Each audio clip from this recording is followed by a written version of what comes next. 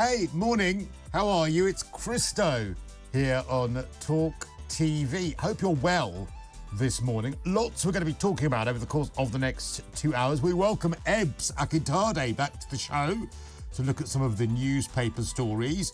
There are 250,000 unsolved shoplifting cases.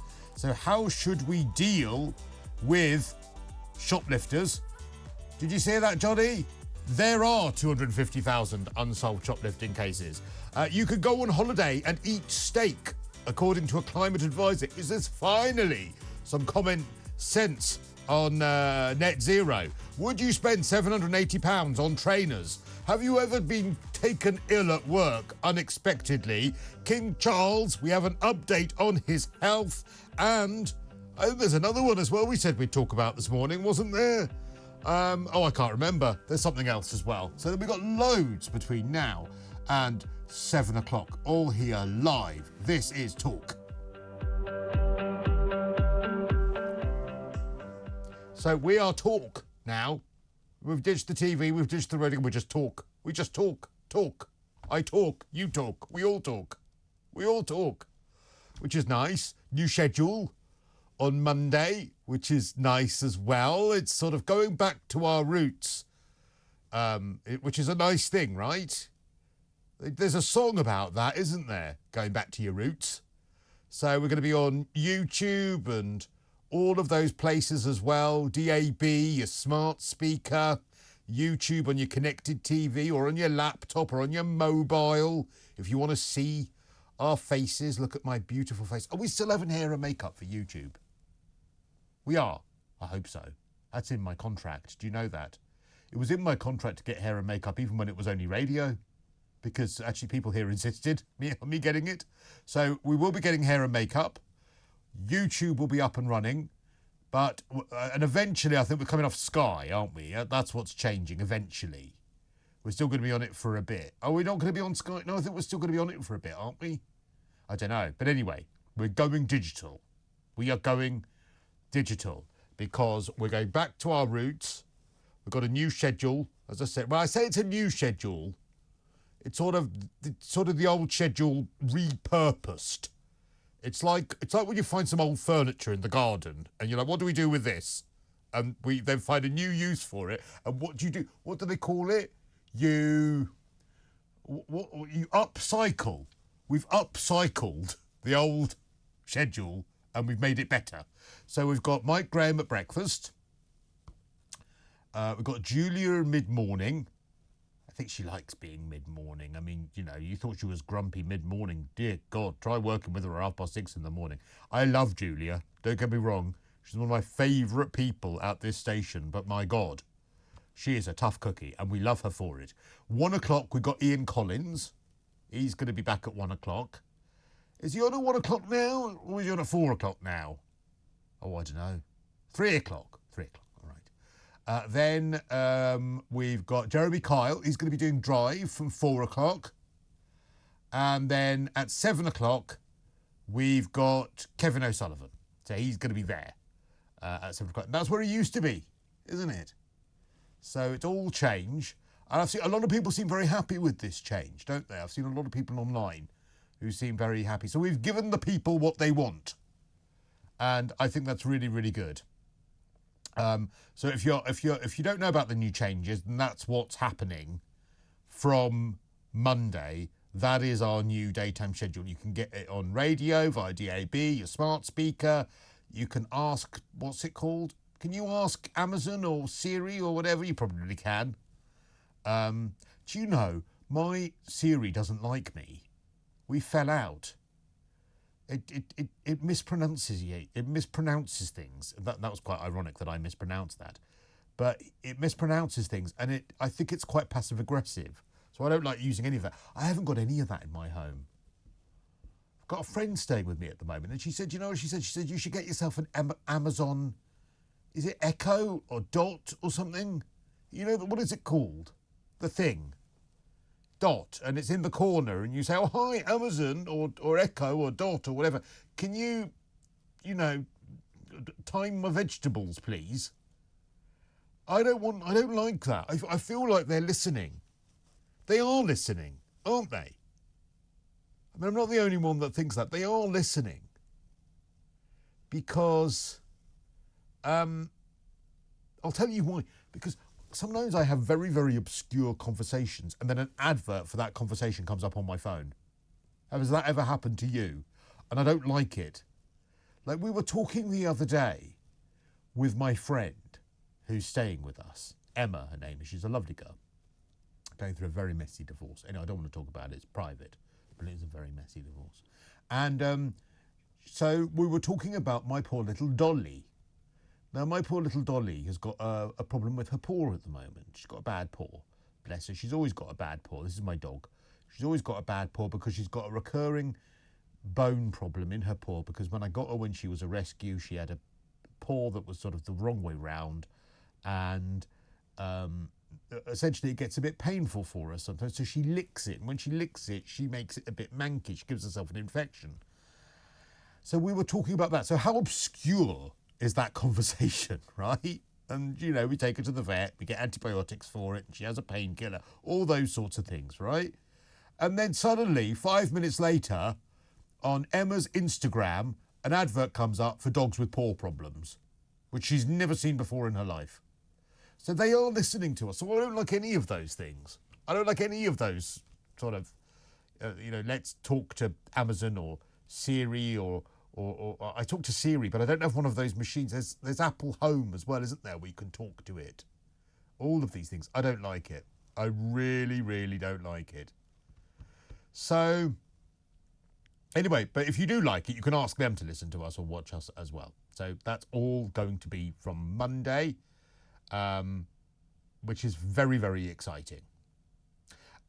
Now, loads that we've got to talk about. After about 20 minutes, we're going to do the Right Royal Roundup, Cristo's Right Royal Roundup, which is coming up.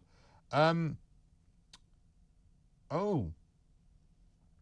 Hello, Cristo. You're losing weight like you have. I'm losing weight like you have, apart from it's making you look old. Is someone saying it's making me look old? The fact that I've lost a bit of weight. Mind you, I lost some weight this week. I don't want to be crude. I had an incident this week. Did you see the ITV News last night? So last night on the ITV News, I'm not laughing because it's actually quite serious. Rageh Omaar. Do you know Rageh Omaar, the newsreader? He seemingly had some sort of episode on air. Started sort of rambling incoherently and was unable to read the article, was shaking. So he was clearly ill, bless his heart. And I could identify with that because I didn't actually tell them this at the time, but I was on Jeremy Vine this week, right? And I was really ill on air and I hid it. I hid it very well.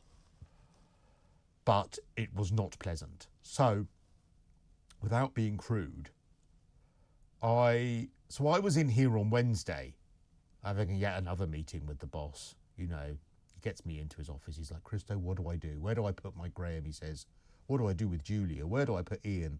I say to him, look, I've done it all for you. I lay out the schedule, I hand it to him, and then he announces it. So, you know, there's only so much I can take. There's only so much work I can do, you know? So I was in his office this week and we were having that conversation.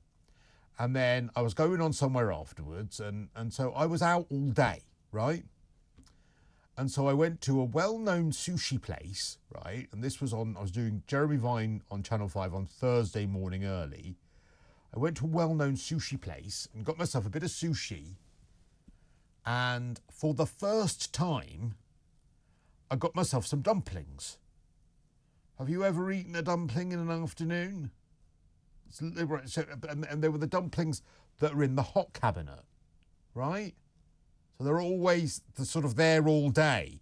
And I've never eaten those dumplings before in my life. But I thought, oh, they look nice. I'll have a few of those dumplings. Anyway, that was that. Very nice. Ate it. Went to my appointment later. Didn't get home till like 9 o'clock at night. Was like, oh, I still feel quite full from that sushi and those dumplings earlier, even though there wasn't very much. So I didn't eat dinner on Wednesday night. Went straight to bed because I was up very early on Thursday for Vine. I've not told anyone this, by the way, apart from my partner. So Thursday morning, go to Vine. Everything's good. Now, if you don't know, I'm going to tell you a secret about the Jeremy Vine show. They record the second part of the Jeremy Vine show first. So you're on air, the actual show is on air from 9:15 till 11:15 in the morning, right? But the bit that's on from 10:30 till 11:15 is actually pre-recorded at 8 o'clock in the morning. See what I mean? So that's how it works. And then you do the first part of the show live. So if you're there from 9:15 till 10:30 doing it live, and then they play out the 45-minute pre-record, which is actually recorded before we're on air, right? And this is relevant.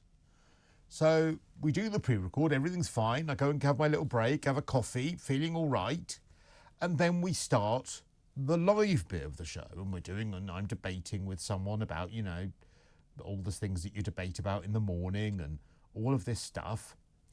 And then we get to about 9:45, right? So we've been on air for about half an hour. And suddenly I get a cramp in my stomach. And I'm like, oh, what is that? And it is a really, really, really fierce cramp. And I thought, gosh, and it was going round to my lower back as well. And I was like, what on earth is that? And then I get it again, and it's like a stabbing pain in my stomach. I feel like I've been stabbed. I was thinking I had had an appendicitis. And then I was like, God, I'm sweating, and I'm starting to shiver. What is going on? And I'm thinking, this is not great. I do not feel good. Something is very, very wrong here. I'm actually dying. And so I'm sat there and I'm trying to have a debate, and we get to the commercial break and I'm like, oh, I'll stand up. Maybe it's back pain. What's going on? I stand up. And then the break comes back. And but the biggest thing was I couldn't go anywhere because we'd already pre-recorded the second half of the show where I was there. So I could hardly get up and go anywhere and say, sorry, I'm really ill. I've got to leave, because I'd already done the second half. So how would they explain that I'd left and then I was suddenly there again? So I was there and I was stuck and I had to just stay there. And the pain was getting worse and worse and worse, to the point where I barely could breathe. I was like, I did not know what it was. To cut a long story short, it was food poisoning. I think I'd been poisoned by the chicken dumplings, because I've never eaten anything from a cabinet like that. And they'd probably been sat there all day. What was I thinking? What was I thinking? I came off air and I was so sick, I can't even tell you. They said to me, oh, are you going straight out? And I was like, yeah, I'm just gonna go. And I sort of grabbed my keys, ran out, got to the nearest loo, was sick, and I won't go into anything else. And then I tried to get home, and I was in the taxi all the way home going, I'm not going to make this journey. I'm not going to make this journey. I am so sick. The window wouldn't go down on the taxi. But I genuinely thought there was going to be an incident on air. I mean, can you imagine if I'd thrown up on air on Channel 5 live? I'd have made it in one of those clip shows that I appear on, wouldn't I? When TV goes horribly wrong. Can you imagine if it had been worse and it wasn't just vomit?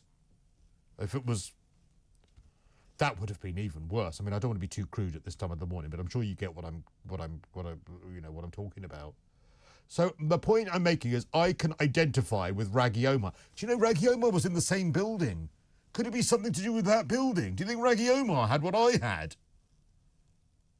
Because genuinely, I thought I was going to die. I got home and my partner was coming out the front door, and I ran into the house, ran into the loo. Again, don't want to go into details, but it was not pleasant.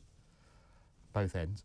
And then I just went, and the pain, it was the pain in my stomach. I thought I'd been stabbed. And then all I did all afternoon, and I was shaking, I was sweating, and I just laid on my side. My dad always told me, when you've got a bad tummy, you lay on your side, because then it rests your tummy. So I laid on my side all afternoon, and I just laid there all afternoon, sort of dozing, trying to get through it. And then by about 9 o'clock at night, I was better. But then yesterday, I went to the gym, and I was with my trainer yesterday. Bless him, Simon, my trainer. He has seen it all. And I was so weak. I was like, why can't I lift anything? Why can't I push anything? What's going on? And he was like, he's Bulgarian. You have had food poisoning, he said. So, no, he's not Indian. He's Bulgarian. So I can identify with what happened to Rageh Omaar. And I just keep replaying it in my mind that what if I had not made it through it and something had happened whilst we were live on Channel 5? But it probably would have made my career, wouldn't it? But then imagine being known for that. You'd be Vomit Man forever. Do you know what I mean? So I bet you those dumplings were nice, though. But being sick on Channel 5, yes, it wouldn't have been nice. It wouldn't have been nice at all. Okay, when I return, we will talk about the unsolved shoplifting cases and how we deal with them. And also we'll have a right royal roundup right here live on talkTV. Interesting story in today's Times. Morning to you. Shoplifters are getting away with it in 250,000 unsolved cases. Have you seen some of the footage online? Like, it is just a sort of lawless, just Wild West situation when it comes to some of the shoplifting that's going on. Absolutely dreadful. Nearly 250,000 shoplifting cases went unsolved in England and Wales last year, up by nearly 50% in 2022. 50% up in 2 years. How is that even possible? Now, London, of course, is just like the Wild West. I mean, you could literally go into a shop, pick something out, walk out, and the staff are told, don't challenge that person because you might get PTSD. So it just means people get away with it. So this is just unbelievable. Do you know what was the worst police force for it? Surrey. Lovely leafy Surrey. Apparently, it was the worst police force. 69% of all reported shoplifting cases were unsolved. Sussex police failed to solve 68% of cases, and only apparently 68,109 shoplifting cases in England and Wales resulted in a suspect being charged or summonsed last year. So we've been talking about that. Dave has called in Essex. Morning, Dave. Morning, Cristo. Now, what about this shoplifting? How are we going to solve it? Come on. Well, it's the deterrent. First offence, they operate in gangs, you see, now, the West End ones and all that. Now, the first offence, much to their surprise, when they got caught and go to court, 6 months first offence. It's as simple as that. The rest of that gang will sit down somewhere and in shock. Mm-hmm. And they will think, if this is what's coming to us, we better start thinking again. It's a shock treatment to them now. Prison has been a deterrent over the centuries, not to all, but to most. You will always get the reoffender. I mean, they are serial criminals. They just don't care whether they're locked up or not. They've been institutionalised in many ways.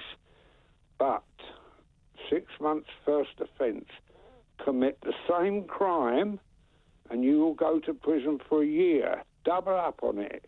Make it clear that is now what's happening.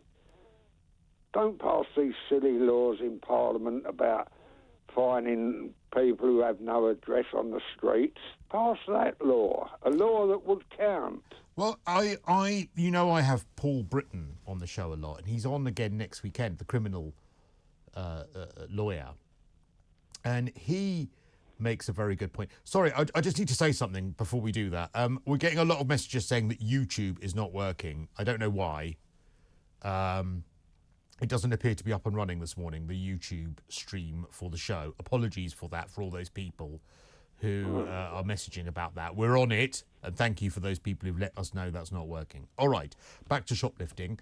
I argue a lot, and I argued about it when it came to knife crime this week, that actually, I don't know whether 6 months is too harsh, but definitely a short, sharp night in the cells, or Borstal I was arguing about for youth offenders this week, actually. Yes, a youth offenders institution, which is what it's called now. That actually, and Paul Britton argues about this quite a lot. And do you know who else does as well, whom I'm a great admirer of, is Judge Judy. I love Judge Judy. She speaks so much sense, that woman. And she says that there are so many young people, or people in general, who are sort of on the borderline, i.e., they get to a point where they're teenagers or whatever, and they make silly decisions, silly mistakes, and they're at that crossroads where they'll either go on to become more serious criminals and keep offending, or they won't.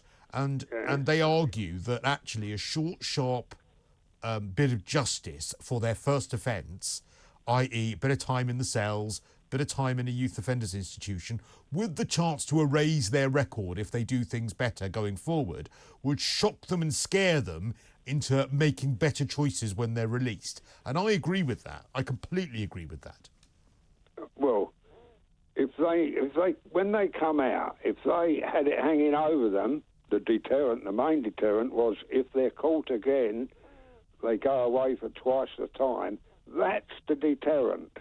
I don't think the first sentence would be the actual deterrent, because most of them come out bragging and say, "Oh, I've done that on my head," you know. But with that hanging over their head, the double up situation, I believe they do that in Sweden for, I believe it's drink driving. First offence 6 months. If you do it again, it's a year, and so on. Yeah. No, it's not a bad idea, Dave. Thank you. That's Dave in Essex. What do you think? 0344 499 1000. How are we getting on with the YouTube? What's going on with it? We know there's a problem with the YouTube feed. Well, this is going to put my numbers right down. Can we still put the whole show out later on YouTube, do you think? And why did no one notice? Yeah, but you noticed when I told you, not before. Well, why didn't you fix it at 5 o'clock when you noticed at 5 o'clock?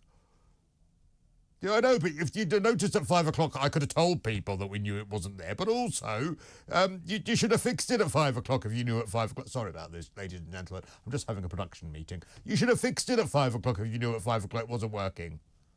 I don't think you did know at 5 o'clock it wasn't working. I think you're making things up. Well, why did Nihar on the vision mixing only went onto the YouTube when we told you to? I'm not blaming you, Nihar. I'm blaming Johnny. Sorry, ladies and gentlemen, about that. It's not good enough. It's not good enough. I have very high YouTube numbers. I will sack you. Don't cheer when I say I'm sacking you. What else have we got here? We've got a new text system. It's all very strange. What have we got here? Some of them. Let me roll down. Nobody would have noticed if you were ill on air. No one watches Jeremy Vine. Actually, I think they get very good numbers. You know, they do. Thank you. Why don't they have a live studio audience on Vine anymore? I think because they got rid of it on COVID, and it was and it's just not come back. It's a very small studio, so I've absolutely no idea how the studio audience used to fit in there, frankly. I'm looking forward to the old talkTV format returning. This is from Andrew on WhatsApp. It should keep me away from the other side, says Andrew. Thank you. Who's on at 1 o'clock, says Nicola, and it's my birthday today. Happy birthday, Nicola. What am I? I mean, good look. Can't you go on the website and have a look? Okay, at 1 o'clock it's going to be Ian Collins. He's doing 5 days, isn't he? I think he's doing Monday to Friday at 1 o'clock. So Ian Collins will be back at 1 o'clock, 1 till 4, Ian Collins. So he's going to be there. And imagine what the schedule was a while ago, but they've swapped around Mike and Julia. That's the best way of thinking about it, how the schedule used to be. So it's a good thing. Carol says, I nearly cried when I couldn't see you. We wait all week for you. Let me check YouTube again, see whether it's working. Oh, hang on. No, it's still not working. No, tell me now. What's going on?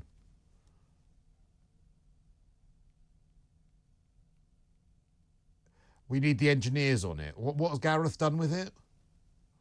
What do we think he's done with it? Well, Gareth's done something about it. What do we think he's done with it? Oh, it's all scheduled as it should have been. Yeah, but you're only saying nice things now because you know I've said the name Gareth on air. Who is Gareth, by the way? Who is he? Who?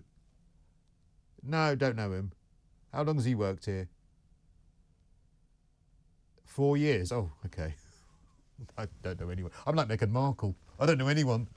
I'm a bully. I'm terrible.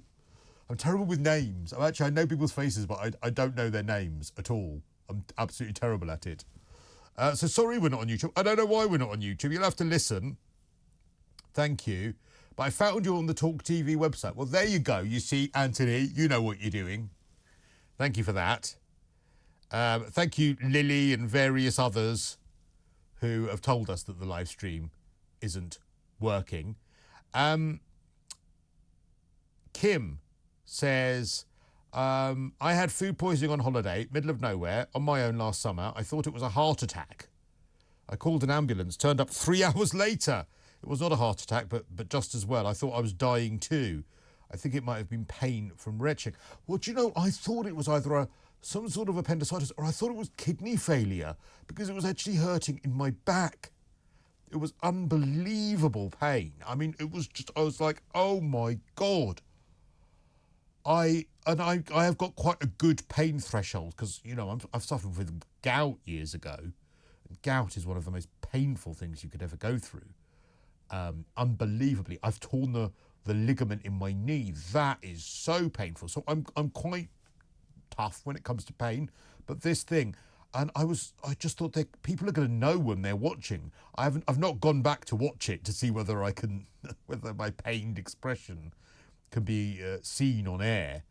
But I was not a well man at all, and I wondered what it was, and I thought but I really think it had to have been food poisoning because it's not often that you're shivering when you're ill, and I think if you're shivering, that means it's some sort of infection or something like that. Awful, absolutely awful.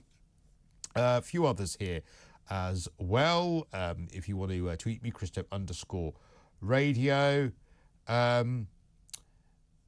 And Carol says, at last they listened. Because what made talk great was the difference. Well, we're going to be back. We're going back to the future or future to the back. I don't know. One of the two. But it's going to be really, really good. And Monday is going to be a really, really exciting time. Christo's having a domestic with the production live on air. This is class. Well, have we fixed it now?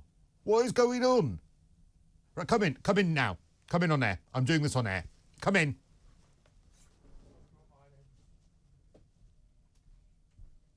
Come in. Sit down. Oh, just don't worry about walking in front of the camera. Sit down with your leisure wear. He only arrives in leisure wear. Okay, well, yeah, let's keep the mic down till he's got it on. Oh, that's really nice. Okay. Remember, I haven't been to bed yet, so be nice. Well, you haven't been to bed. Well, it shows. This is Johnny, everyone. He is the showbiz editor for talkTV and very good at knowing his showbiz and he's got a great podcast, Good Insecure. Yeah, when it comes to actually producing this show, you're great at showbiz. You're a great showbiz editor. What's going on with the YouTube? It was scheduled for 5 a.m. on the 27th of April. Right. So everything's been done right. Right. But for some reason, when you click it, nothing happens. Well, why is nothing happening? I'm not a technician. I'm a radio person. Why did you not check that it was working before we went on air? I did. Well, you clearly didn't because it's not working. Well, no, I checked it at 5 o'clock when it was supposed to go, when I did the tweet. But when we broadcast, did you see it broadcasting at 5 o'clock? No, and No. Oh, here we go. Oh, hang on. Did you? That's what. Oh, good God Almighty! And I reported it to the weekend editor. Oh well, God, you may as well have reported it to a chocolate teapot. Be nice to weekend editor sitting outside. So be nice. And who is the weekend editor this week? Daniel Warren. Oh, okay. And what's Dan done about it? He's doing. What's he doing? It's in progress. Dan's only worked here for about a week. Shall I go and sort? Do you want me to sort it? Oh, can you? That'll make my life a lot easier. May as well. I mean, if there's anything else. So we've got no YouTube. I'm so sorry we've got But we are on the radio and we're still on TV. Well, someone said that they've had to get their Roku stick out. And I don't even know what that is, but I hope you're enjoying it. Well, I think we're on Rakuten TV as well. We are on Rakuten TV. Well, there you go. Well. So if you swap from YouTube I'm not doing to the Rakuten, Right Royal Roundup until we've got YouTube. There's no point. What are you going to do instead? Well, no. You should be. Don't ask me what I'm doing instead. You should be devastated by that. We get amazing numbers for my Right Royal Roundup. We could. Do you know what we could do instead of Right Royal Roundup? Why don't we do a showbiz thing? Hell's Kitchen's back after 20 years. Would you stop pitching me that Hell's Kitchen story? The first thing he said when I came in this morning. Oh, we have a quick discussion about what we're going to talk about, and I reject most of his ideas. And the first thing he said was, "Oh, wow, got a really good talking point. Hell's Kitchen's coming back after 20 years." I said, "I don't care." And he says, "Oh, but it is coming back after 20 years. Do you like Hell's Kitchen?" I said, "No, I don't care." And now, what are you saying to me? We could talk about how Hollyoaks have gone up by 40% in the ratings since they went online. Hollyoaks? Do you think that the intelligent people who watch this show, well, they're not watching this show at the moment, they're listening, care about Hollyoaks? They would do because they care about Dallas. They don't care about Hollyoaks. They care about it from a nostalgic point of view because in Liverpool, in church, where it's set, the same set that Line Pictures had used to be the Brookside Parade and used to be the Grange Hill Playground and Grange Hill School. So it's there for nostalgia purposes. It was not the Grange Hill School. It was. I don't think it was. It was. I don't think it was. You're lying. The Grange Hill School was in Elstree. That was one of them. There was one in Kingsbury, then it moved to Elstree, and then it moved to Liverpool in 2003 because to that's 2008. how half of the people in EastEnders got their parts in EastEnders. You dragged me in now. You've dragged me in. Yeah, but between 2003 and 2008, it was in Liverpool. Oh. When they moved up, we had Togger, who was Tucker Jenkins' nephew. Is that when it sort of tried to become Degrassi Junior High? And then they just said it's just for year sevens, and it was done. Oh, I used to like a bit of Grange Hill. So, well, you Remember can, when Zammo had his overdose? Your series are all on BritBox. So the first 15 series you can watch on BritBox. My era, which was season 25 onwards, isn't there. How do you know which season of Grange Hill you like? Hold on a minute. This is coming from the person who loves, like you, who knows anything about Southwark Ranch and everything. Southfork, not Southwark Ranch. It's not based in South London. But as in, we're on the same page when it comes to TV. We both know our stuff. I mean, would you know what I meant if I said that I want to stick my sausage on a fork very near you? Yes, I do. What am I referring to? The old titles, not my new titles. The old titles. Yeah, it used to be a comic strip, and there used to be a stray sausage. Yeah. That used to sort of. I don't know who ended up with that sausage. I need to name another character. Susan Tully's character. Well, yes. Because she was in the original. She was in the original. I can't remember what her name was in it, actually. But Susan Tully was in it. Letitia Dean. Yeah. Reggie Yates. She was in it. Reggie Yates. Oh, he played Calvin. You cannot put Reggie Yates in the same sentence as the Queen of EastEnders, Letitia Dean. Have you seen the new Letitia Dean TikTok going around? Oh, yes, I have seen that. And then EastEnders did a version of it. Yes. Yeah, it's very good. It is very good. Is YouTube running yet? No. This is more interesting, I think. It's really not. You're loving this conversation. It's really not more interesting. I mean, what you've done is you try to divert me to nostalgic showbiz so that I stop rinsing you for the fact that we have no YouTube feed on air.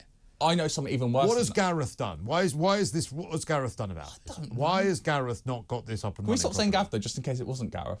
Well, Gareth, if it wasn't you, Gareth, then I am sorry, and I really wish I knew who you were. You know, there was a bigger scandal this week.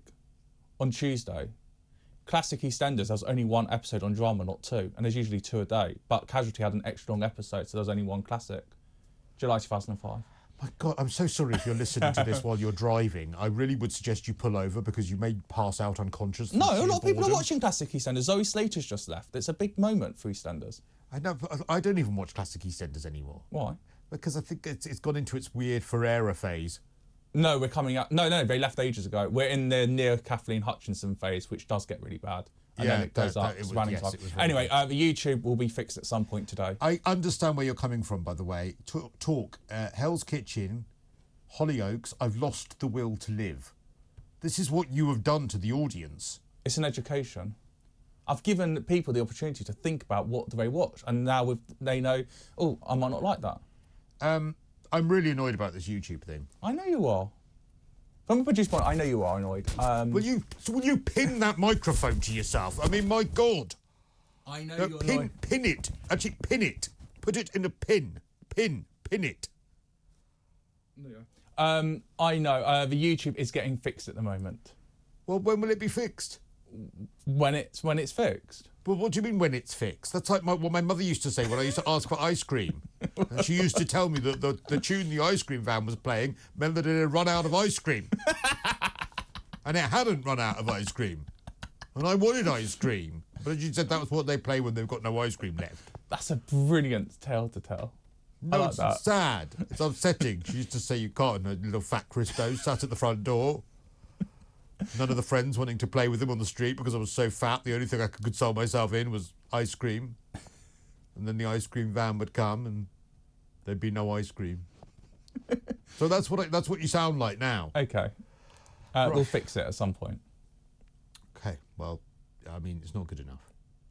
Well, I'm very sorry. I will resign live on air.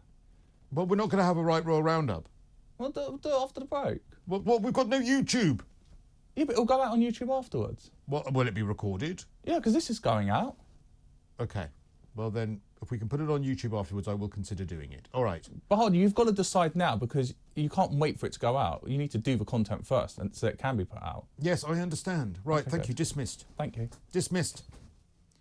Okay. That's Johnny, the producer. Oh, that's the funniest thing I've heard all morning. All right, coming up, we'll do the Right Royal Roundup. I'm sorry we're not on YouTube. I'm annoyed about it, but, you know, it is what it is. And we'll also have the papers from 6 o'clock as well, where we're going to talk about, actually, maybe we've got some common sense when it comes to climate. So when it comes to actually net zero. And I never thought I'd say that. So lots for us to discuss next here on Talk. Morning, it's Cristo here on talkTV. Listen, we're going to hold off on the Right Royal Roundup because if we can't get it out at the moment on YouTube, we'll hold off. So I'll have a call instead and we'll talk about that. And then we've got Ebs here. Is Ebs here yet? He's just arrived. All right, well, I've seen Zamo from Grange Hill a few times, says John, in Wallington High Street. He lives locally. Thank you for that. Thank you. Alf from Kent says, there's an old saying, if it's not broke, don't fix it. Well, it is broken, and it does need fixing, but thank you. Channel 237 is still working on Freeview, says Kevin. Thank you very much indeed for that. I can always watch you on Freeview Saturday and Sunday whilst in bed.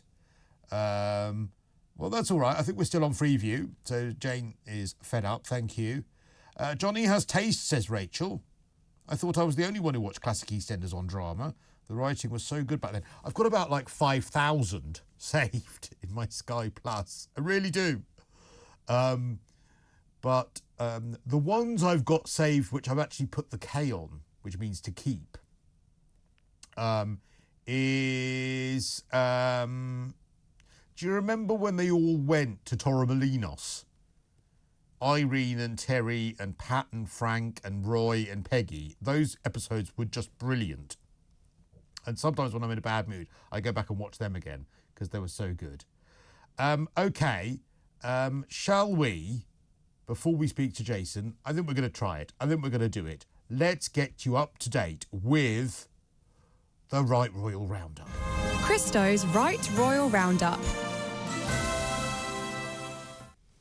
And as always, we start with, well, Duchess Do Nothing and, well, the Poundland Prince. Yes, of course, it is Meghan and Harry. And great news for us here in the UK.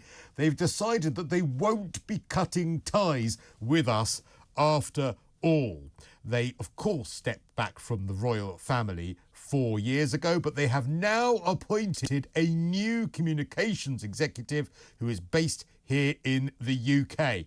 This person has joined the office of Duke and Duchess of Sussex as communications executives right here in Old Blighty, taking the role of Director of Communications, working as the main contact for the UK press. What an amazing turn of events, meaning that we can really still communicate with all of those royal press officers, or should I say unroyal, as of course Meghan and Harry are no longer royal, and we can communicate with them whenever we want. What brilliant news this is.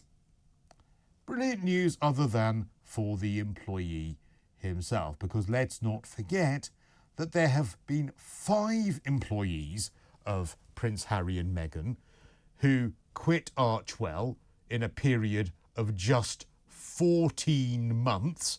And this week we heard more revelations about that Meghan Markle palace bullying report after an ex-aide spoke out.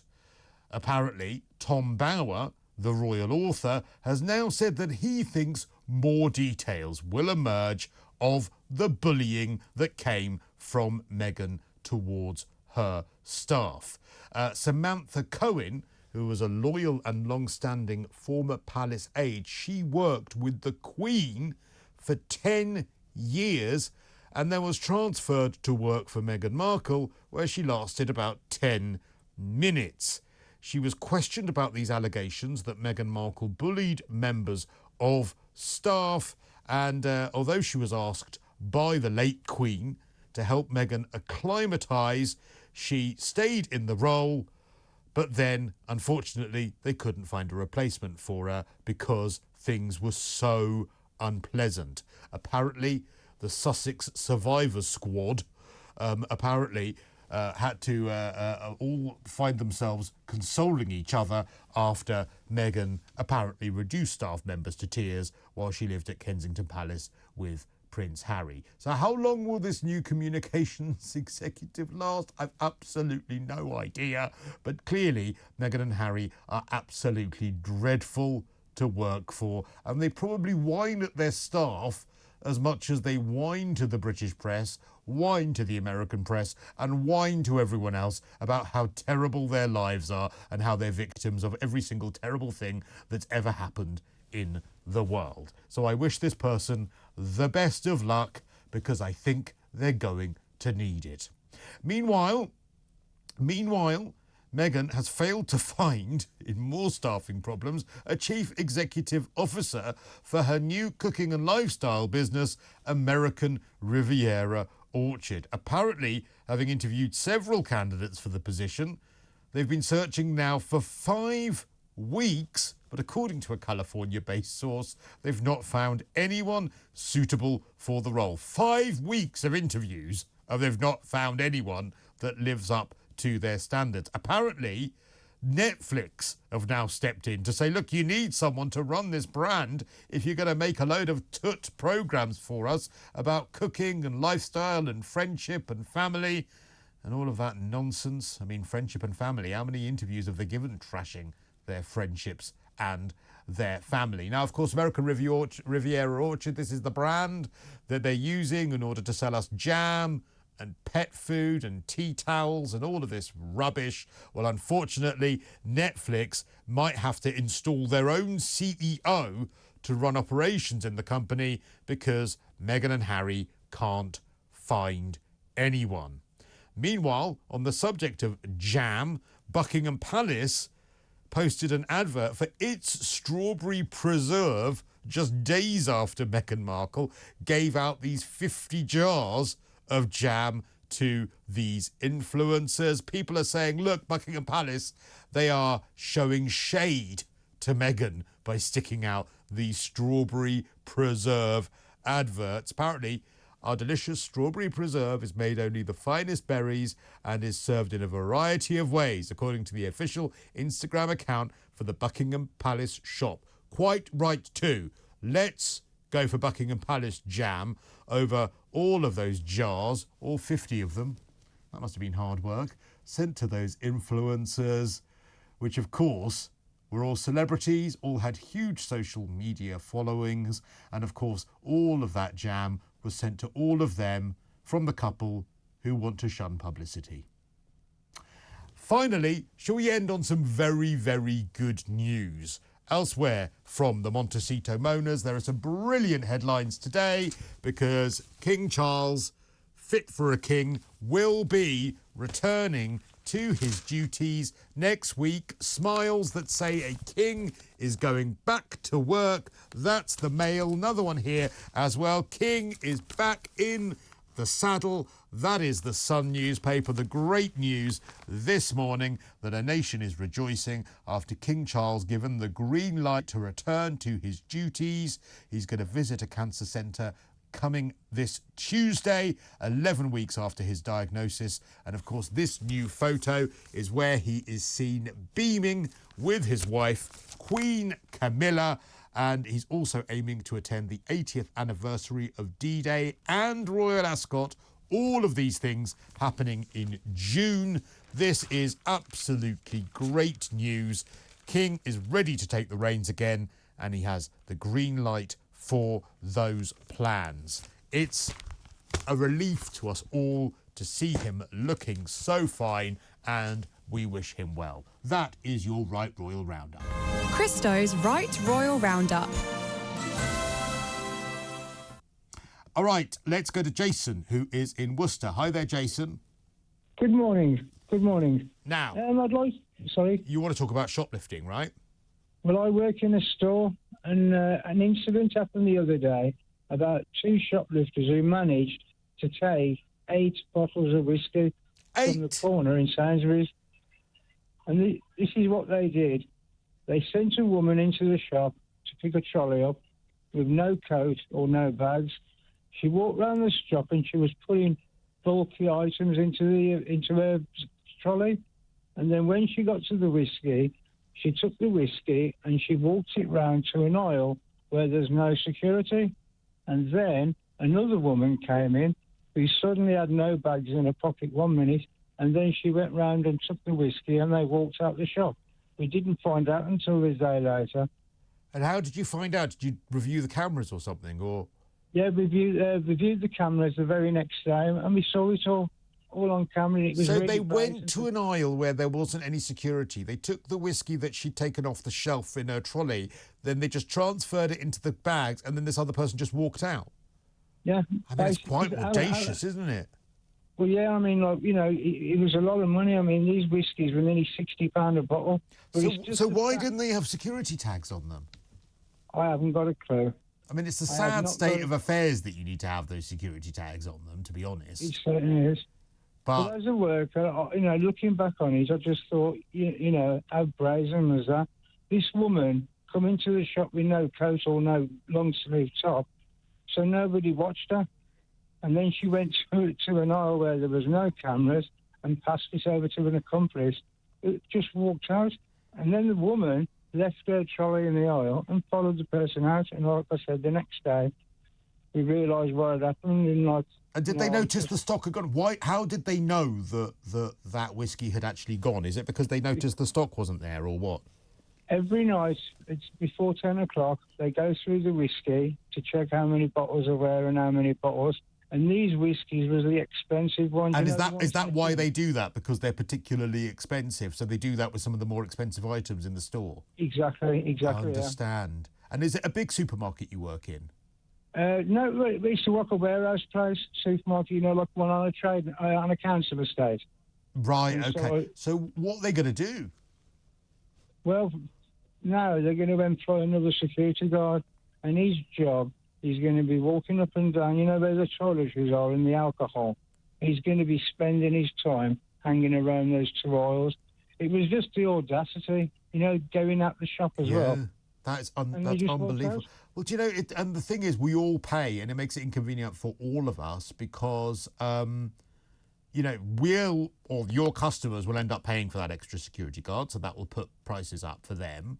But also, I tried leaving the supermarket the other day when we'd done self-checkout, and you couldn't leave. I had to scan my receipt to be able to get out. And it's just such a sad state of affairs that's happened. Yeah. The other thing is as well, is when they realised it had all gone, some of the workers in the store didn't have a rollicking, but we had like a telling off, like, how did you manage to not see them take it off the... You know what I mean? I suppose if they're being quite sophisticated, and also, you know, a lot of the time you can't go and challenge these people because you never know whether they've got a knife or something worse. Listen, good to talk to you. Thank you, Jason. What an audacious thing to hear about. Coming up in the next hour, we'll talk more about shoplifting and how we can stop people doing that. Do we need to get a bit tougher on them? We've got some common sense, by the way, when it comes to net zero. Apparently someone said something that is actually quite good on that. £780 on trainers as well. We'll talk about that all here on Talk. Sorry we're not on YouTube. I've gone mad. Oh, I have this morning. Oh, I have gone mad. Those staff, they've all been fired. I fired everyone this morning. I'm like Alexis Colby on this programme. I've fired everyone.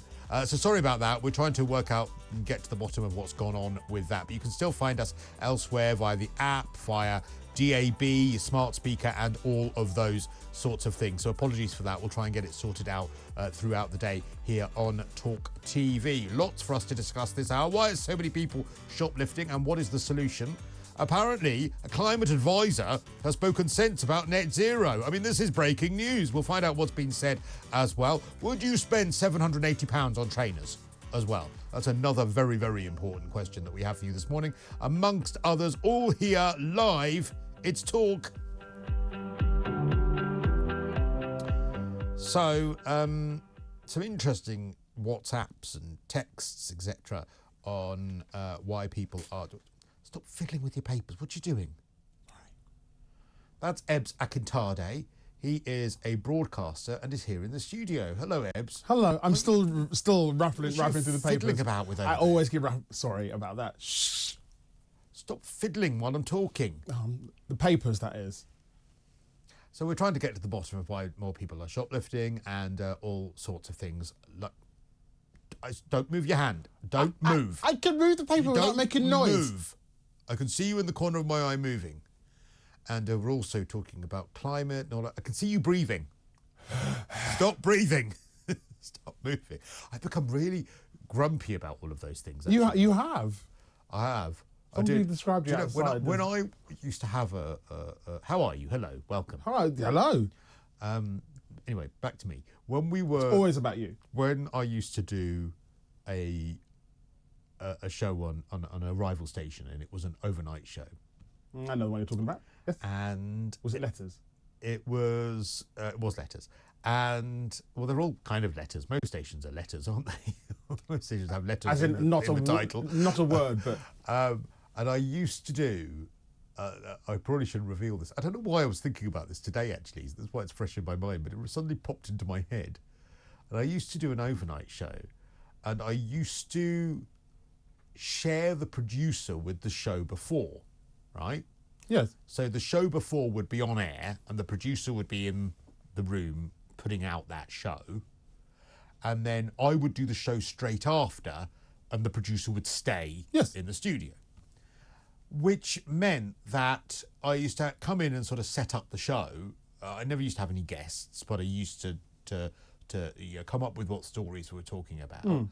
And then there wasn't an opportunity, because the way it was structured, for me to actually have a conversation with the producer before I went on air. So I used to have to do a 4-hour show with no conversation with a producer.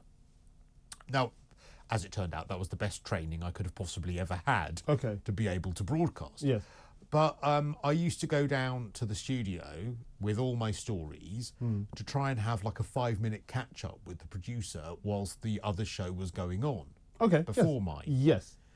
And because the presenter of that other show before mine didn't like the distraction of me being in the gallery, you know, the room that the broadcast is coming from, with that producer, that presenter made a complaint and wouldn't let me have any time. The presenter with the before you? Yeah. The presenter, it said that I was disrupting that person's programme. Right.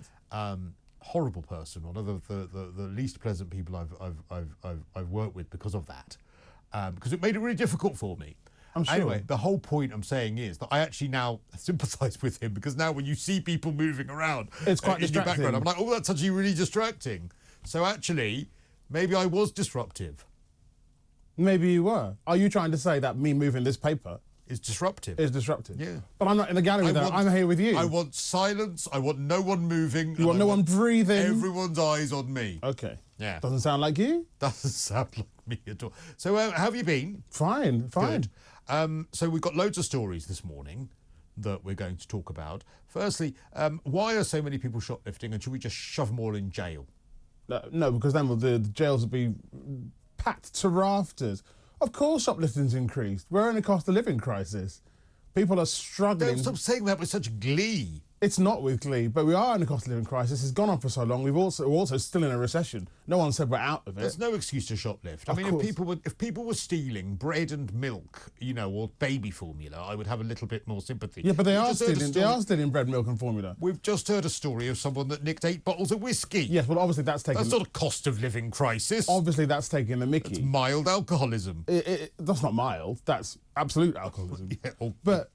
Yeah, but of course, shoplifting. It's no surprise as times get tougher, people shoplift more. It's not. That's not reinventing the wheel. But that's the police have stopped even investigating them. Yes, because if they all investigated the smaller offences with shoplifting, would have no police to do anything else. I mean, I don't know. Should I become a shoplifter? No, you shouldn't become a shoplifter. But obviously,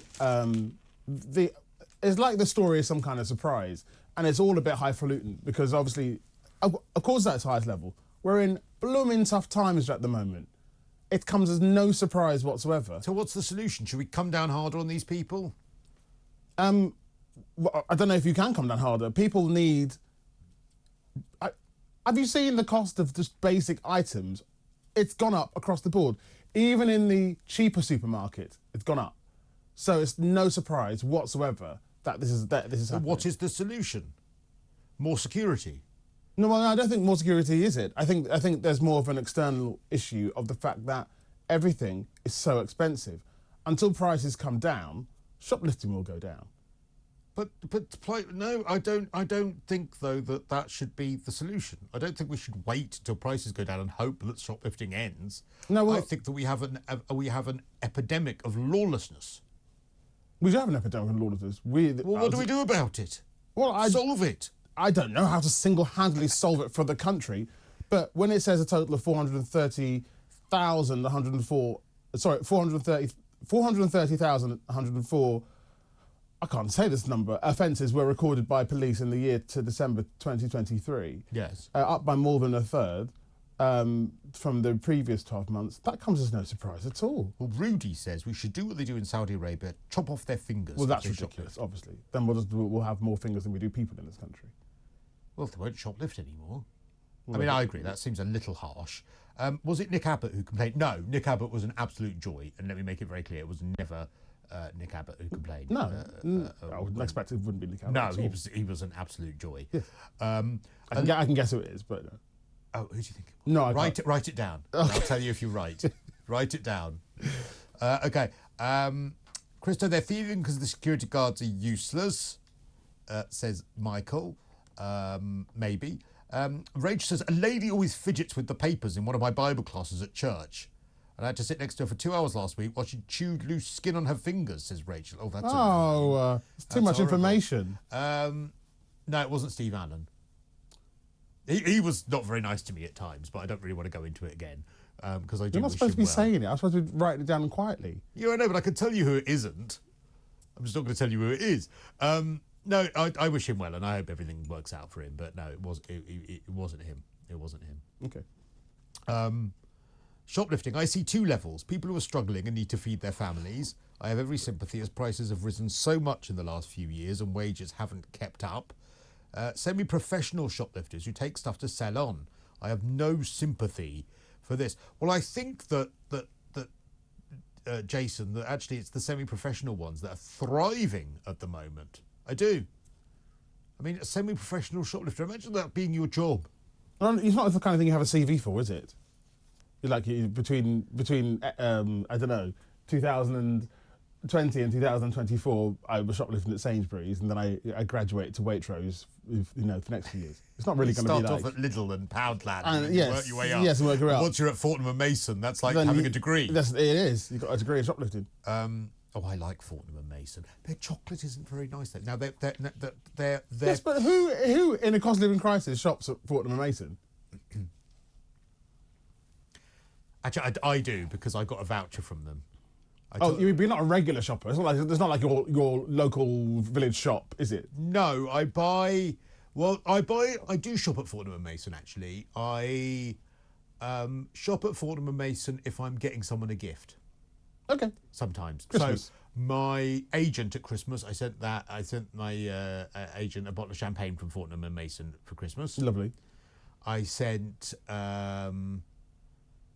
Richard Tice and Isabel Oakeshott Yes. Yes. When I went to Morocco, I actually bumped into them in Morocco, and they had a wonderful villa that they were staying in, and they prepared us a really lovely dinner one night and played on the cars to pick us up and take us home, which was incredibly kind it's of all them. very extravagant. It was very extravagant, and it was incredibly kind of them, because Yes. we weren't actually meant to be on holiday with them, but we just ended up, and they laid on camel rides, and they didn't take any money because they were incredibly generous, because we offered to contribute. Yes. So Was I this sent recent? them. Was this it was last year? Last year. Okay. So I sent them some champagne and chocolates from Fortnum. So I do it from. I shop in Fortnum's from that point of view. But I got a voucher from Fortnum's. I bought something for myself from Fortnum's because every Christmas I buy my dad a game pie from Fortnum's. You've told me this before. We Yeah. talked about that. I think we're around. Yeah, and it's never been delivered successfully. This game pie, 2 years running. Or either on time or damaged. The first year it didn't come on time, and then the second year it arrived really damaged. All of the cold gels that they put around Had it seeped out. burst all over Lovely. the pie. And so both years I had to go back to them and say, this is unacceptable. And the first year they gave me a voucher for £50. The second year they gave me a voucher for 25. So I think by next year I'll end up with a voucher for a 10. But this is very extravagant. It is, but it's for very rare things. And yes. But you're right. But I imagine people don't shoplift at Fortnum and Mason, do they? Do you think they do? No. I can't imagine. I imagine in Fortnum and Mason there are cameras on every corner, every ceiling, everywhere. Security at the door, of course. So I'm with Dave from Essex, says David, as with shock treatment. But I also think it should be a year in prison and not 6 months due to the fact that a certain person, Mizzy, of TikTok fame. Mizzy? Oh, Mizzy. Who's Mizzy? You don't know who Mizzy is? No, who's Mizzy? Mizzy's the guy on TikTok who was like walking into people's houses and stuff for likes, or going up and... What do you mean walking into people's houses? Literally on TikTok, filming it for himself with his mates. And Walking into people's houses uninvited? Yes. Literally just strolling in. And people going, who are you? And they were like, oh, I'm looking for John. And he was like doing it all. And people were like, get out of my house. And he was like getting TikTok likes. All this for it. okay. Okay. And now I don't use TikTok, so he's got an antisocial behaviour order on him. But now he says he's got to change his life, and he's just an awful individual, absolutely awful. And he looks about 12, and I think he's already got a child. Of course he does. The person who thought it was okay to push a Jewish person in the road and take an old lady. Yes, the other thing he did, which was the worst thing I've ever seen, was he went up to an old lady and said, oh my God, I really like your dog, and then picked it up and ran off with it for a joke. I mean, he is absolute scum of the earth. Absolute scum of the earth. But tell me, if you get lots of likes on TikTok, do you get money or something? Yeah, I think you get money for it. I think you can become like a TikTok influencer. But imagine doing that to an old lady. If anyone ever picked up my dog and ran off with it, and I caught them, which was probably quite unlikely, but if I did, well, I'd be driving anyway, I swear I would not be responsible for my actions. No, of course not. It's not funny. It's not worth it. It's just ridiculous. But they put him in prison for a month and he came out laughing. He's one of many criminals who think prison is easy, so give him longer and that may work. Well, apparently he's come out of prison now after his third or fourth stint, saying he's turning over a new leaf and that he wants to change in all of these sorts and of go on things. to another social media channel? Yeah, maybe. Now he wants to become a role model for people. Why spend £780 on... trainers when you can shoplift them? Actually, people do that as well. They try on trainers and then run out the shop, don't they? And probably like Selfridges or something. I imagine in Selfridges they have a lot of shoplifters. Was it Ian Lee? Say congratulations if it was. People are guessing that. Was it Ian Lee? It wasn't Ian Lee. Ian Lee was also absolutely lovely to me. But he was on around the same time that you were on said station. I think so. Yeah, I think he was. He was. Was this person significantly older than you? No. No. Are they still there? Probably about my... No. Okay. No. Any other questions? No, I think that's it for now. Cristo, didn't you shoplift a bottle of Baileys at Christmas and didn't know how to get the security cap off? No, we did not shoplift a bottle of Baileys, but it was so annoying. We got a bottle of Baileys at Christmas and... The tag was still on it? Yeah, the tag was still on it. We did that thing round Waitrose. So we do shopping in 3 places. We shop in Waitrose for some things. Yes. Sainsbury's for some things, Tesco for some things. So it depends on what we're buying. Of course. So like our fruit and veg we get from Waitrose because it's nice. Yes. But we don't buy everything there. I wouldn't buy my washing powder from Waitrose because it's like twice as expensive. But they did an offer on Bailey's at Christmas, and my partner does the Scanny app thing. You know, when I can't be doing with that. Yeah, but yes. I don't like that either. No. But we do the Scanny. Go to the till. I'll go to the till. Do it the normal way. I agree, but he does the Scanny app thing, and then you scan the barcode at the self checkout, and then it's all sort of done. Yes. And you put it in your shopping bags as you're going around, which must be very easy to shoplift that way as well. Actually, yes. because I shove things in the. So I'm a moocher, so he'll be with the trolley, and I'll be going around grabbing stuff and throwing it in the trolley, and he'll be like, "No, I've got my system," and he'll get really angry that I've not handed it to him properly, so he can scan it and pack the shopping as we're going. Are you around. scanning and paying? What do you mean? So you know that thing that you scan with? Yeah. Are you paying at the time? No. What you do is you scan it at the time, but you're not paying at the time. And then when you get to the till, You just show the receipt it's actually on your phone, and then you use the barcode at the till pay for and the then total. It comes up with the amount that you owe. Right. Okay. And so there was Bailey's on offer, so we took a bottle of Bailey's off the shelf, scanned it, put it in the thing, and then she came over when you went to the till and verified that we're over 18. We forgot that the security tag was on. So then we walked out, and then we got home and we were like, because it was Christmas, we're like, right, let's do the tree and have a Bailey's. So we got it out, we're like, oh, we can't get into it. So you had to go back to Waitrose. And I was to like, I get the can't toe. be bothered to go back to Waitrose. So then I started trying to break into it with a screwdriver. No, then you just like smash the bottle or I something. did, basically. And so then I was drinking this chocolate Bailey's, and I was like, I'm sure that's a bit of broken glass. So we had to bin most of the Baileys in the end. So that was £10 I'll never get back. So it was quite frustrating. So no, I didn't steal it. We did actually pay for it. We just didn't take the security tag off. Thank you. Ebs really makes me giggle, says Jane. Thank you very much indeed I'm glad I for make you giggle. that. Simon says, every week, why do we need to listen to this rubbish? I'm fed up like most viewers of this boring show every week. Oh. No wonder talkTV is needing a change already. Well, we're going back to where our roots, firstly. And Simon, I love you, Simon, and I do say this genuinely with love, but if you are someone who doesn't like my style or like me, that's completely fine. You know, we don't like everyone. But why are you here every week? Why do you say that you have to tell every week? Just don't. Oh, it's a hate lover. It's one of those. What's a hate lover? Someone who tunes in because they hate you rather than because they like you. And actually, you end up with more people when they hate you than when they like you. Well, I just find that ridiculous. If you don't like it, don't watch. That's a hate. That's a hate viewer, a hate listener. There's thousands of other channels to watch. Yeah. Well, no, stay. I want you to stay because it adds to my ratings, and you just sent something in as well, which is great. Brilliant. Yeah. When we come back, we'll talk more about shoplifting. Oh, we've got some common sense on net zero. Okay. We're going to ditch the whole of net zero. It's brilliant stuff. We're going to let the whole of the environment go to hell in a handcart, and we're going to love it. Can I move this paper? No. Put it down. Put it down. Thank you very much. And we'll do that when we return, all here on Talk.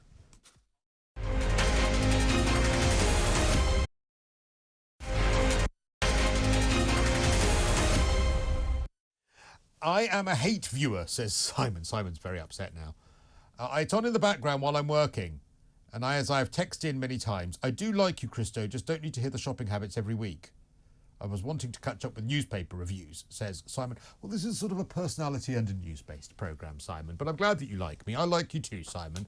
Let's try and part as friends. Ebs Akintade is here. Part as friends? We're Not friends. really friends. Yes, we are, but you don't know this hate lover. I can tell you two aren't from council estates. No consequences mean more people are stealing. Prices have dropped, which means more has to be stolen, says Den. Thank you very much indeed for that. If you were shoplifting for real needs, if you really want to talk about shoplifting this morning, it's quite amazing actually. Luca says, if you are shoplifting for real needs, milk, bread, baby food, etc., you should be on a list to be helped before illegal migrants. But if you're an organised crime gang stealing alcohol, then stronger policing and maybe you get sent to Rwanda. Thank you very much indeed for that as well. Okay, let's talk about net zero. Yes. because I've been teasing this all morning. You have. And that is this idea that the move to net zero will not require a huge shift in everyday lives. People should still be able to fly off on holiday and have a stake, according to a top climate advisor. How? Apparently, Chris Stark, speaking as he leaves the role after 6 years, the chief executive of the Climate Change Committee, suggested he and others in the green sector had pushed too hard the idea that the shift had required a radical transformation. Well, yeah, the horse is bolted, and this week that's quite a relevant thing to say. Instead, people's lives would not be that different in 2050, the target date for ending the UK's contribution to climate change by cutting emissions overall. And he said politicians need to show bold leadership, but he says that if you're a person in Britain right now, your day-to-day life will not be that different in 2050. Now, I haven't said that he speaks common sense on this, and I think that is common sense. However, I don't believe a word of it. No, but also it doesn't make sense, because for all of us to kind of operate under net zero, we'd have to not be using our cars, and God knows we talk about cars enough on this show, but you're never going to be able to be, as individuals, net zero. We can't walk everywhere or cycle everywhere because sometimes the distances are too much, or you're not able to. And you need to fly in order to go on holiday and see people in other countries. But this goes directly against anything that any climate person ever says. I quote, he says, you'll still be driving your car, you'll still be warming your house, you'll still have a job which is probably very similar to the one you do now. It's not frightening. You can still fly off on holiday each year, and you can still have a stake if you want to. There's not a huge shift there. He said he was not dismissing the idea of change, but dismissed that a big shift had been pushed too hard when it was just going to play out in a much more normal way. But how much will all of those things cost? So, all right, we can still drive our cars, but what, will I need to be a billionaire? I can still go on holiday, but how will I get there? Will it be thousands of pounds instead of hundreds? It's just not. It doesn't make sense. It's not going to work. And I think this is propaganda. I understand the need for net zero, but practicalities is never going to happen. I can't actually get my head around it, to be honest. I think that's nonsense. Do you remember a few months ago, I mentioned about having like car-free weekends or car-free days in London? Yes. Just in Zone 1, Zone 2. Yes. And the uproar that caused by just even mentioning it. And you weren't that keen on the idea either. I think it's well, as long as we can have a bicycle-free day. What would a bicycle-free day? No cyclists. Yes, but how would that help anything? Well, how would a car-free day help anything? Emissions.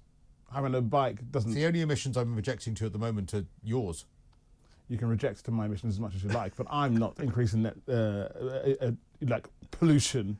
Oh, what a load of old nonsense. The air in London has never been cleaner. It's never been cleaner. It's the best that it's ever been.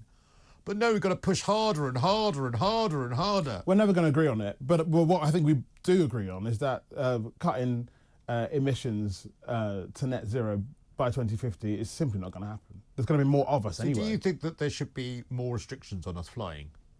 No.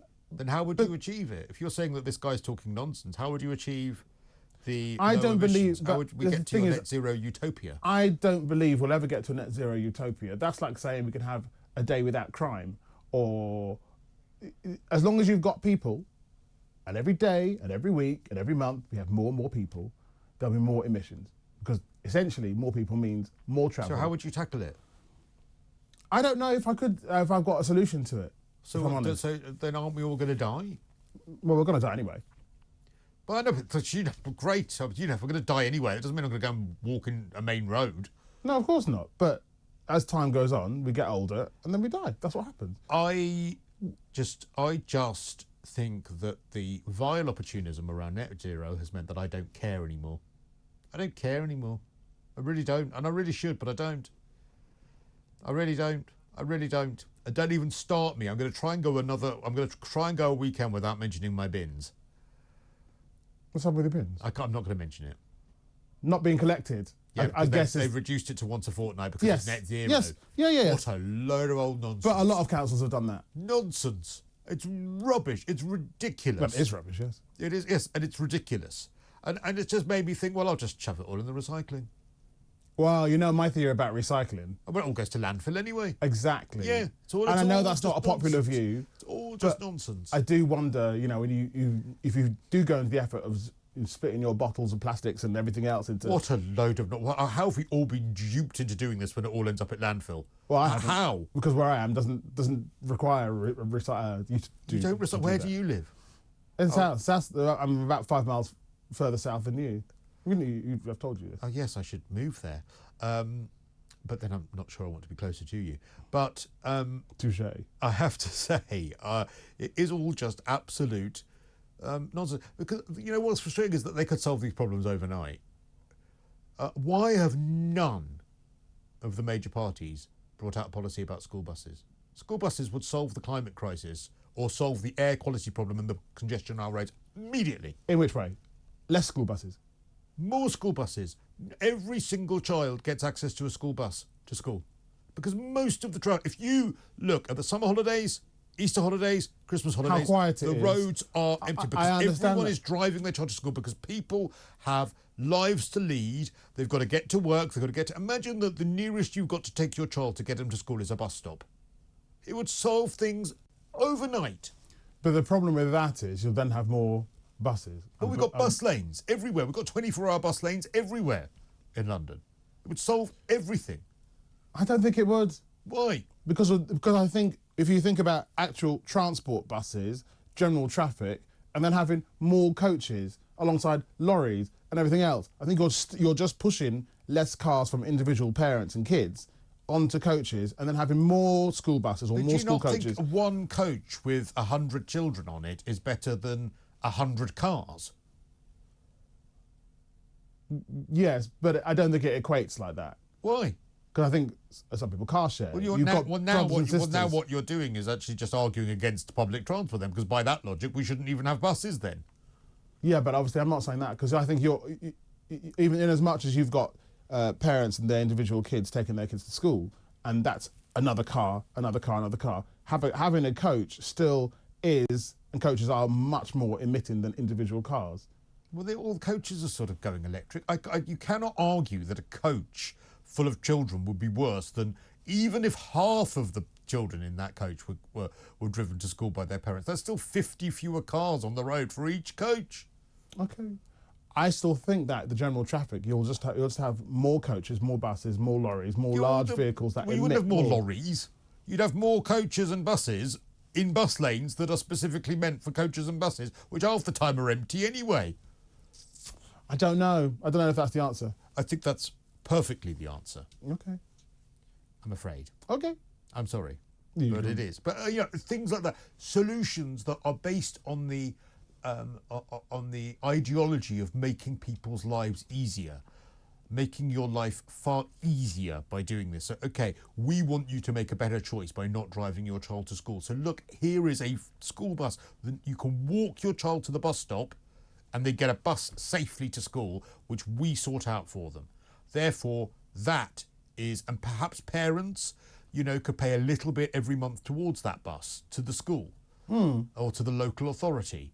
And that therefore they would never have to take their child to school again other than to the bus stop. And it would mean that they could walk their children to the bus stop. It's healthy, solves the problem, and makes people's lives easier and better.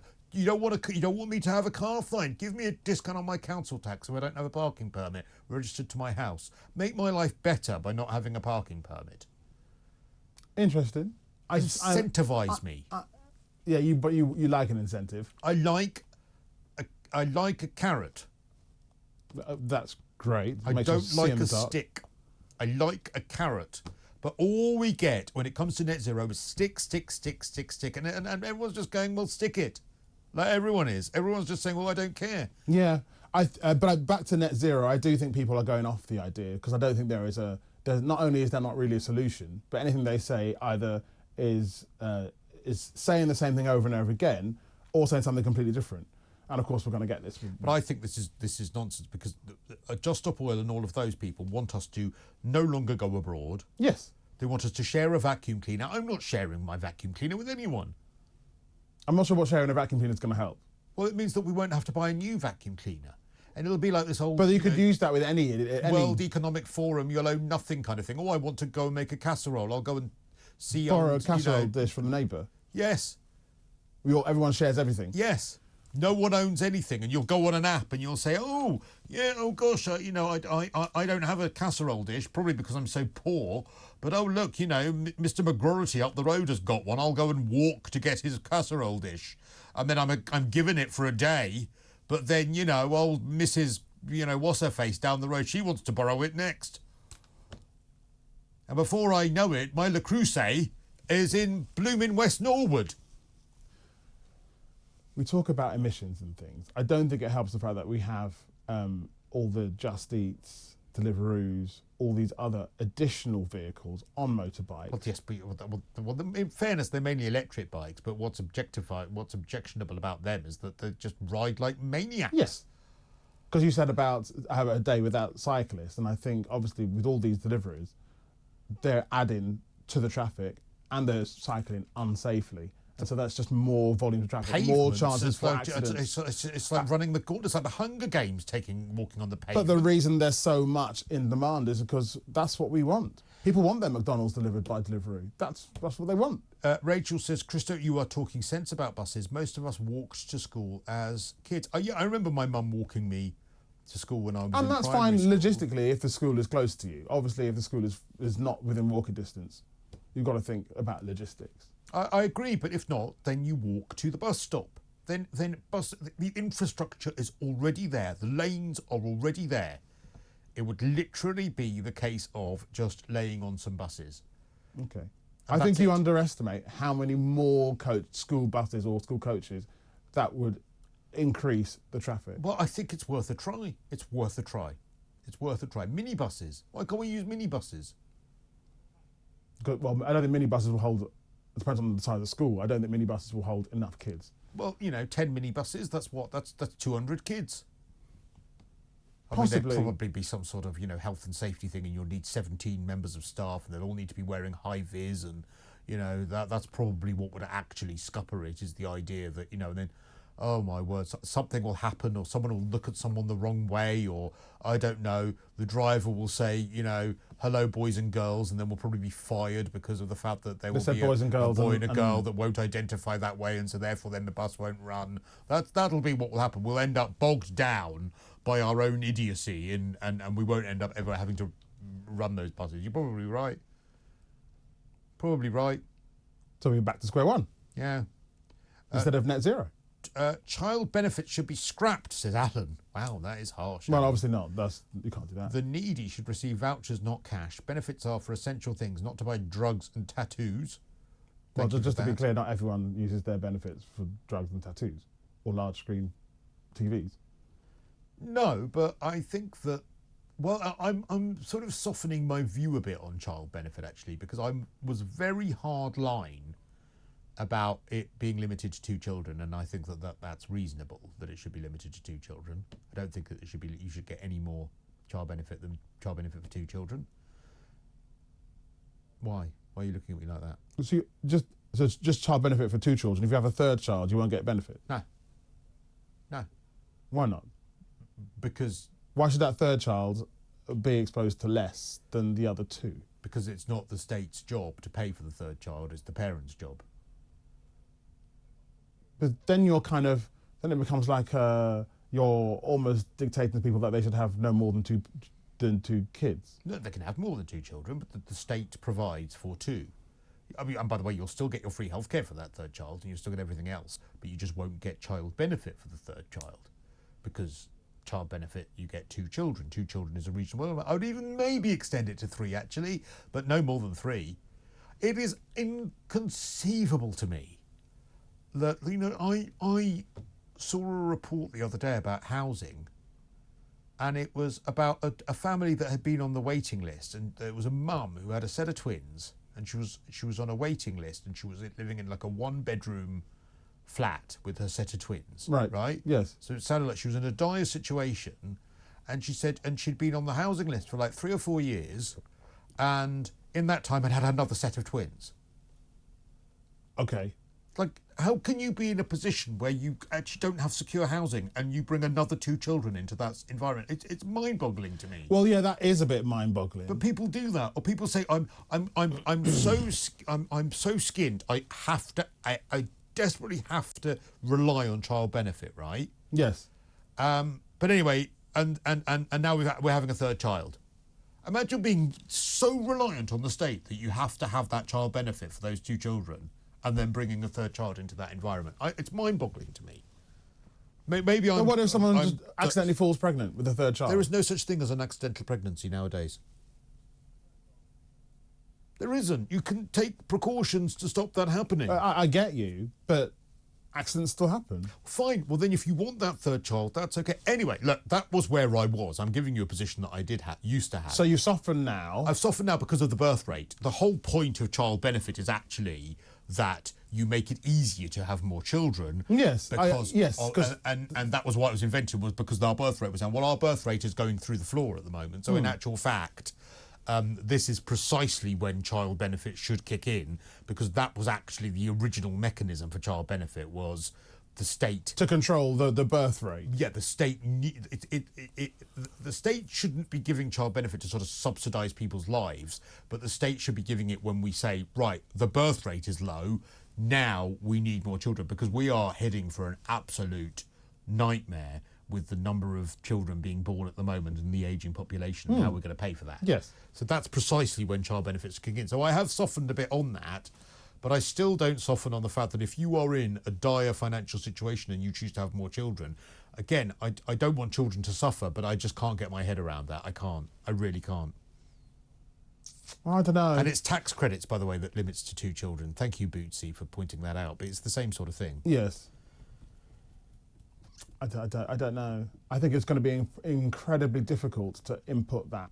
And the problem is children suffer, and I get it. Yes, exactly. And you cannot have children suffering in modern day Britain. No, but what I want is for adults to be responsible. That's like, but then we can talk about shoplifting. We can talk about so many things. This is a life. I remember when I was growing up, there was a child in school who I was friends with, and he ended up in foster care. Right.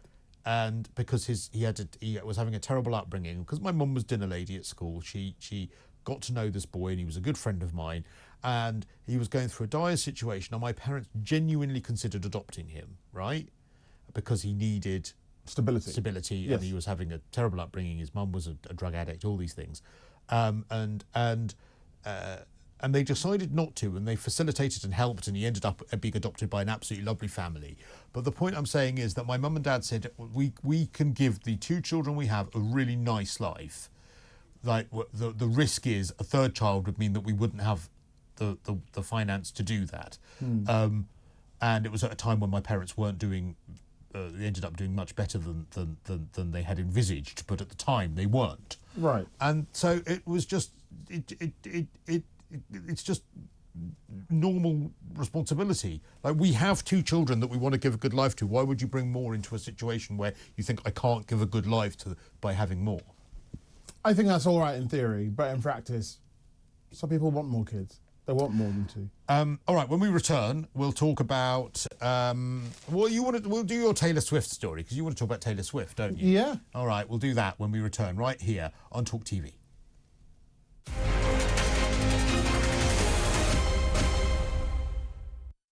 Interesting tweets and texts we've had about child benefit, which was from a texter that we ended up talking about that. Mandy says, Ebs Akintade, the broadcaster, is here, and I think this is meant for you from Mandy.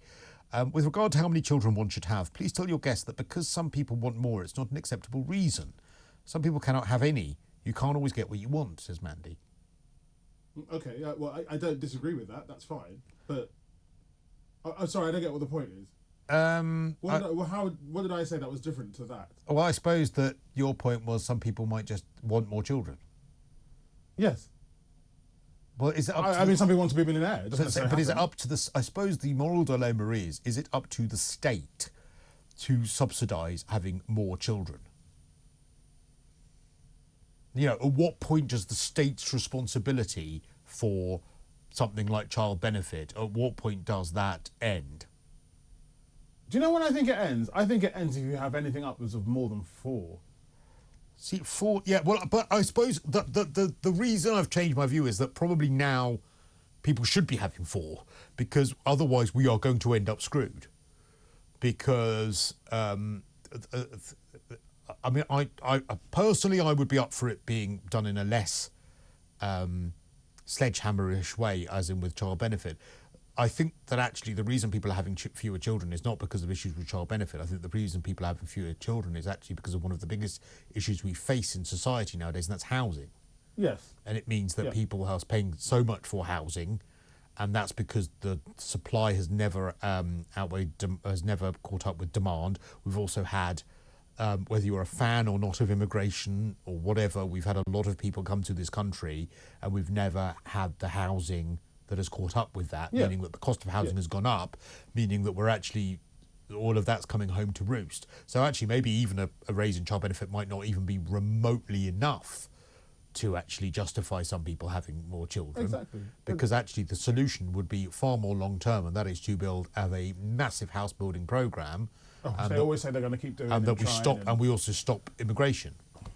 Not full stop, but just much lessen more immigration. lessen immigration to whom it is we really need in whatever particular skill we really need. But then that goes into a whole other minefield of who do you let in, who do you not, and the skills that we kind of need. things. What I mean, the one thing that I think that was the one bit of sense that I think was spoken about immigration was what they have with Australia or America and things like that, where you have a list of skills that you can be brought in for, and like a point system. Yeah.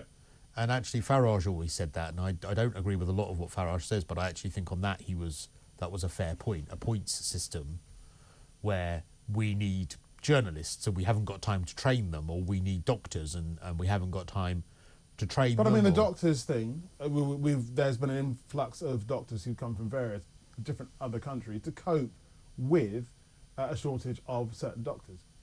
I'm sort of getting a very strange buzzing in my ear at the moment, and I'm just going to check what on earth is going on. Is everything all right? I'm just going to check Ebs' pocket. Oh, because it's becoming a little bit more high pitched. Apologies for this. While we're making our transition, things are a little bit gremlin-y at the moment, so you'll have to forgive us this morning. Oh no, that's got worse. There we go. Was he not plugged in properly? No, it's plugged. Oh, there we go. All right. Thank you, Johnny. Thanks, Johnny. Am I sounding okay now? I'm being nice to you, aren't I? I'm not bullying you, am I? What's wrong? Don't say what's wrong when I'm nice to you. Lovely show this morning, says Alexia. Thank you very much indeed for that. Anna says, several months ago I accused your guest of having the IQ of a turnip. What, me? Yeah. Okay. Anna says, I was wrong. I apologise. That's good to know. To turnips. What the... Anna said it, I didn't. Don't blame me. Was that about anything anything specifically? I think it's just anything that generally you say. Oh, great. Okay, shall we talk about Taylor Swift? That's the story. You were desperate to talk about her this morning, weren't you? Well, I think since I was last on, she's turned into a billionaire. She is fast becoming like almost as big as Beyonce in my mind. She's had 12 #1 albums in the 21st century so far. She is a 14-time Grammy winner. She's only 34. And her album, The Tortured Poets Department, is on course to becoming the fastest shifting album of the decade. Well, I think that the person we have to thank for that is Madonna. Why Madonna? Because she opened the door to all of these Taylors and Beyoncés and Rihannas and all of them. What, but just because she's female? Because she was female, is female, and sort of ran the gauntlet for all of them. Okay, that's fair enough. So I credit Madonna with Taylor Swift's success. Yes, okay. I think Taylor Swift's done it in her own independent right, but fair enough. People are obsessed with Taylor Swift. I mean, people go insane about Taylor Swift, don't they? My goddaughter is desperate to get tickets for Taylor Swift. I don't know whether you saw, there was a huge thing about there being fake tickets for Taylor Swift. That's a bit nasty. I think it was hundreds of thousands of pounds have been gained from the sale of fake tickets. I didn't think you could do fake tickets anymore. 'Cause I mean, my God, my mortgage application was easier than trying to get into the O2 with your ticket. You've got to go to the AXS app. You've got to do it on a certain day. Do you remember that time we were talking about, I think it was Elton John?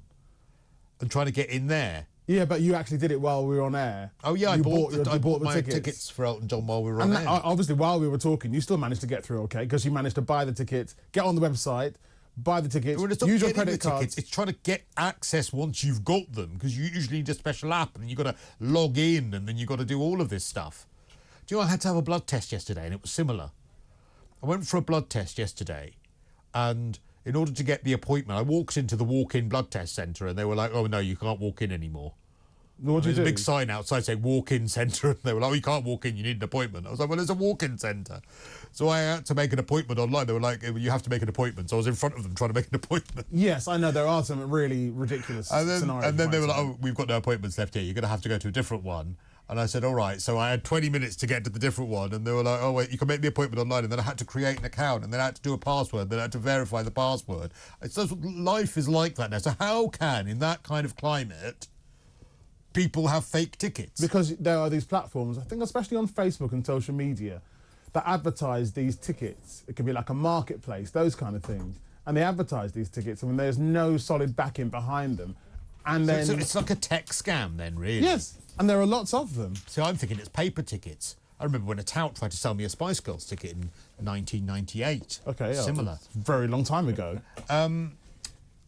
Beyonce's new album, she's gone country. She's gone country, yes. Yeah, and my husband plays it all day and all night, every day and every night. And I actually want to take it and smash it. Does he wear a Stetson and the cowboy hat? Yes. Yeah, we both do, because we went to Texas. Hello, David Bull. Good morning, how are you? I'm all right, thank you. How are you? I'm all right, thank you. Both You in the look same... terribly smart, Ebs. Thank you. Yeah. Because I do get Standards. Standards. Sometimes I get pulled up on having a crease shirt. Oh, By did whom? I pull you up on that? You did. Did I? you? You did. Yes. Shirt's not with crease. his excrescence always. That purple thing. I'm sorry, Good morning. do I have excrescence? excrescence? Yes, that's an excrescence. I just Good morning, thought it was good the morning, way I good was morning. sitting. So how are we? I'm all right, how are Good. you? I'm all right, thank you very much. It's Saturday, the weather is miserable, as you would expect. It was really sunny yesterday. I thought I could be able to get my petunias Well, I came out. out of the apartment and I looked at the weather and I thought, ooh, I think I need an umbrella. And then obviously I had to go trotting off and get one. It's April. It's nearly, It's May next week. It's May next week. Showers. April shower. It's like biblical proportions. Yeah, out there. it But was anyway, quite so we've got a really good show coming up. I want to talk about trains. Labour has made it a big flagship policy about renationalisation of trains. Very scant on detail. I want to know exactly what they intend to do with that. Under Beeching, in when was that, 1967 or thereabouts? They closed 5,000 miles of track in this country. 2,363 stations were closed. And I don't think we've ever really recovered from essentially what they did and decimate the railways. So I want to understand what people think about the railways. On a scale of 0 to 10, how good are they? I imagine they're all going to come in at about 1. I think, Yes, I almost absolutely. don't hate that idea, to be honest. What? Nationalisation. Because well, But remember, they don't even own the rolling stock, so they'd have to rent the rolling stock. or buy it all back. Or buy it all back. That's 10 billion. Well, so where are the costings? Where's the costing? Or the actual Yes. solution is to build 10 more lines. That's to get true com- competition. completely. But they're never going to do Well, that. and that's where I think it is flawed, because the competition side of it doesn't really work. Yeah, exactly. It And that doesn't, was the because whole you've got point one of line, Thatcher's vision for privatisation. which I've never really understood, whereas I do get it with utilities, for example, or certain utilities. We should just do a weekly Thatcher show. What, dressing as her? Yeah. Yes, it would be marvellous. Okay, what else? We've got our head-to-head Lauren Bell Cross, former Labour advisor, John Elliott, who's chairman of EBAC, joining us for that transatlantic talk. Caroline will be popping across from the United States. Steve Denyer with Denyer's Delights, and of course, barrister extraordinaire Andrew Eborn is here to review this morning's papers, and Dr. Renee is in the house. Dr. Renee. I know you love that. I know you love that. It's Saturday. It is Saturday. Yes. You're not doing a bit of gardening today? I don't have a garden here. Well, I thought you had like a mansion somewhere. Oh, I do somewhere. I don't ever see it. No, it's not a mansion. I live in the country, but I have to be here for work. Oh, that's, you know, that is Why? a tough life. Are you offering to cut my grass? No, I would have, planted you a pansy or two. I'm sure you would. How very kind. Do you know, actually, I have an automated sprinkler system, and it blew, and I got a water bill for like £200. Oh, because the water just kept going? Yeah, I was absolutely livid. It was one of those battery-operated timer things, and I wasn't there. You're on one of those special meters for people, I understand. Yes, I'm on many special things. I don't have any of those meters. I don't trust any of them. No. Anyway, got to make sure your seals are tight. Thank you very much indeed. Wise words. I absolutely agree, and I think that's sage advice. At your age, particularly. Thank you. Yeah, absolutely. Thank you, Ebs, very much indeed. And thank you to David. He's coming up next for fans of TV and radio. Sorry. I'm going to be back tomorrow. This is Talk.